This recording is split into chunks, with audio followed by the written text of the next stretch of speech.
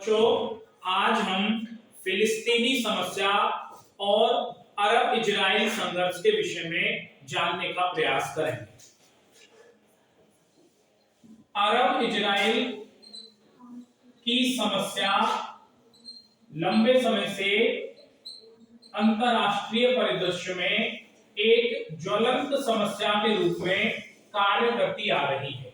बहुत सीधी और स्वाभाविक सी स्थिति इस पूरे संदर्भ को लेकर यह हमारे सामने आती है कि 1948 में जैसे ही इजराइल राज्य का जन्म हुआ, उसी समय से अरब और इजराइल के मध्य में युद्धों का सिलसिला शुरू हो गया। बहुत स्पष्ट स्थिति इस पूरे संदर्भ को लेकर ये हमारे सामने आती है कि 1948 में जब इजराइल का अस्तित्व सामने आया, तब अंतरराष्ट्रीय परिदृश्य में एक व्यापक पैमाने पर असंतोष देखने को मिला। इजराइल के इतिहास की स्थिति को लेकर अगर हम बात करते हैं तो ये पाते हैं कि आज से करीब 4000 वर्षों का इतिहास इजराइल अपने साथ समेटे हुए है और पिछले करीब 2000 वर्षों से यहूदी, मुसलमान और ईसाइयों का धार्मिक स्थल फिलिस्तीन बना हुआ है। तो फिलिस्तीन एक ऐसा स्थान है जो इजराइल यानी कि यहूदियों के लिए भी महत्वपूर्ण है, जो मुसलमानों के लिए भी महत्वपूर्ण है और जो ईसाइयों के लिए भी महत्वपूर्ण है। तो इस तरह से हम देखते हैं कि इजराइल एक ऐसा देश है या फिलिस्तीन की समस्या एक इस प्रकार की समस्या है जिसने अंतरराष्ट्रीय परिदृश्य में घमासान मचा दिया।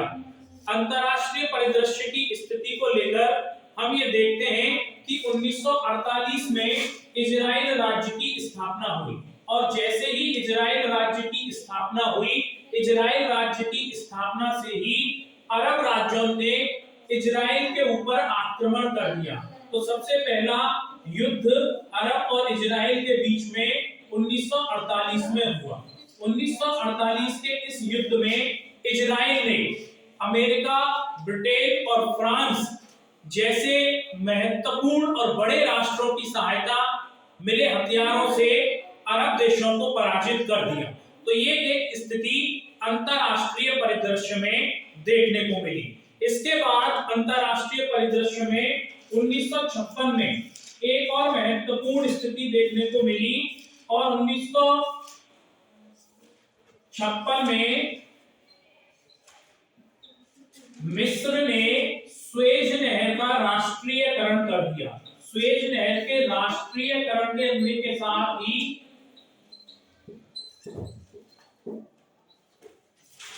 स्वेज का राष्ट्रीयकरण कर दिया और स्वेज का राष्ट्रीयकरण होने के साथ ही एक बार फिर से अरब और इजराइल देश आमने सामने आ गए।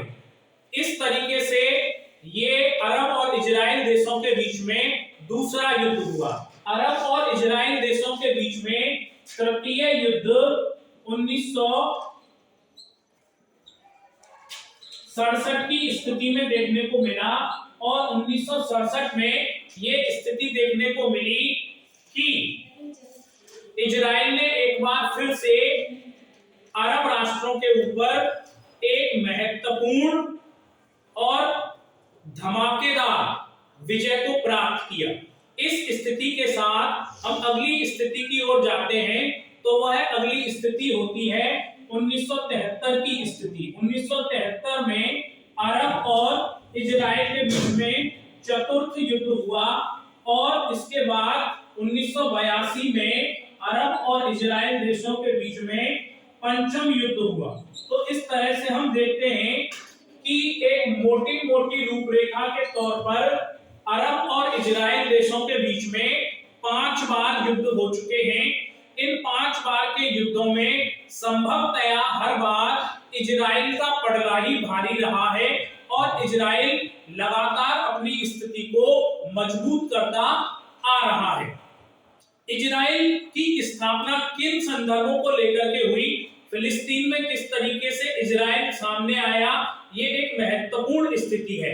क्योंकि हम सभी जानते हैं कि जब द्वितीय विश्व युद्ध चल रहा था तो उस द्वितीय विश्व युद्ध के दौरान यहूदियों को निशाना बनाया गया। हिटलर ने पूरी दुनिया में जहां जहां पर आक्रमण किए और जहां जहां पर यहूदी थे उन यहूदियों का सफाया करना और यहूदियों को मारना शुरू कर दिया। तो यहूदियों के अंदर कहीं ना कहीं एक भावना जन्म ले रही थी कि उनके लिए भी एक देश होना चाहिए, जबकि अब तक यहूदियों का कोई भी देश नहीं था, वे अलग अलग देशों में फैले हुए थे।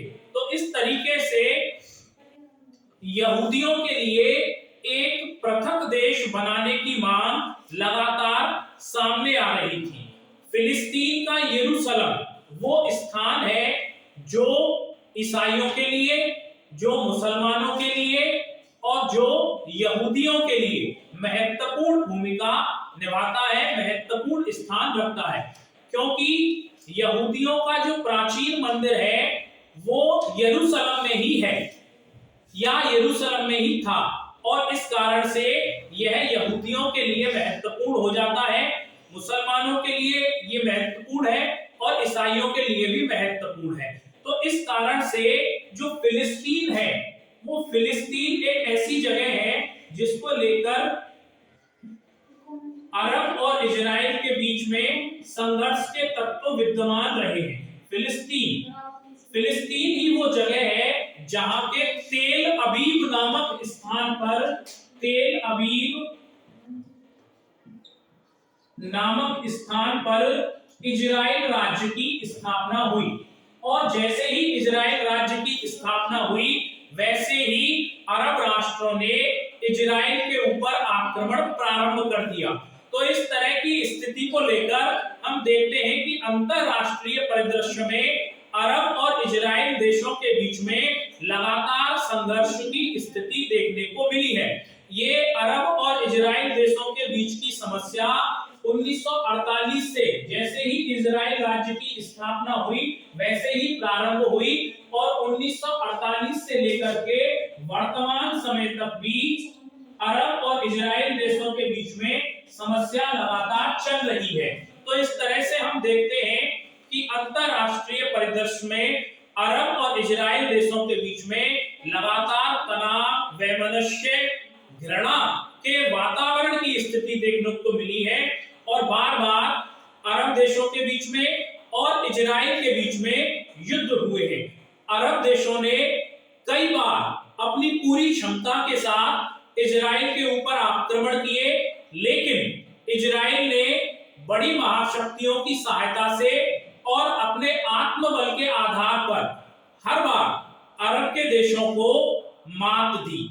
वर्तमान परिदृश्य में भी फिलिस्तीन में हमास की आतंकवादी संगठन कार्य कर रहे हैं और इन आतंकवादी संगठनों को समाप्त करने के लिए इजराइल लगातार फिलिस्तीन के ऊपर आक्रमण कर रहा है।